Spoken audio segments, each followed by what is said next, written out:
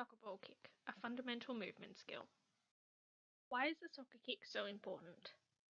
The soccer ball kick is important to teach children key skills such as balance, motor skills, strength, and accuracy. All of these are key areas of the subcategories of classification as described in the Teaching Quality Health and Physical Education textbook. It should also be noted that a ball can be forcibly kicked by age 3 and the skill should be completely mastered by the second grade.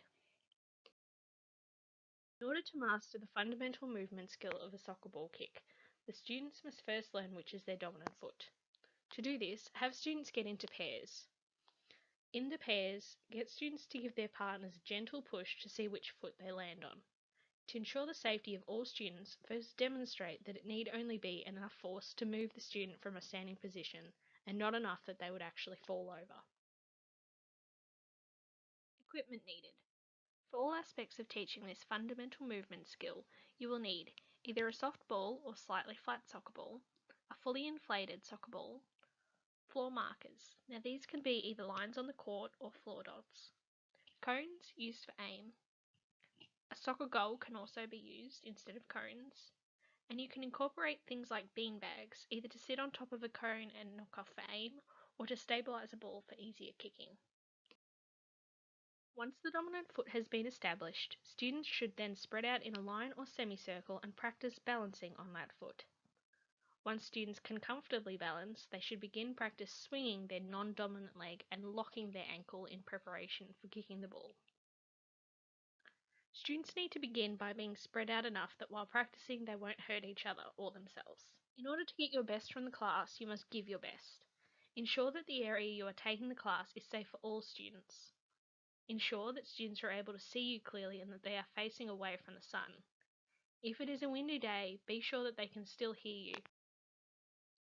Students need to learn where to plant their foot before they begin kicking a soccer ball. This can be done once students have mastered swinging and balancing, and then they can begin practicing where to plant their foot next to the soccer ball. This can be done by using a soft cone or floor dot and be used to give students a visualization of where their ball would be and where they need to place their foot for the swing and kick. Students should be taught to place their dominant foot next to the ball and down a little on a diagonal. It's important students learn the correct way to perform this fundamental movement skill. This is so they can gain the most power with their kick and so they don't hurt themselves when performing the task. Students should be taught to use their shoelace area of their shoe to kick the ball. Doing so will give the student the best chance at a more powerful kick. This will also make it harder for students to hurt themselves in their toe area while performing the task. Students need to learn to sight the ball. Students will need to learn to watch the ball in order to keep aim and balance. This can be achieved by using a distinctive feature of the ball or by placing coloured tape to use as a visual marker of where the foot needs to meet the ball. Once students have mastered which is their dominant foot, how to balance on that foot, swing, and aim for the ball, all from a standing position, students can move on to an in-motion kick.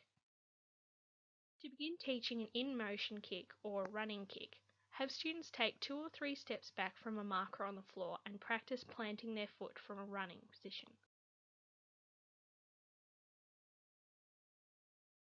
Once students have demonstrated that they can accurately plant their foot in the correct position, then they may begin with either a soft ball and following that onto a harder soccer ball.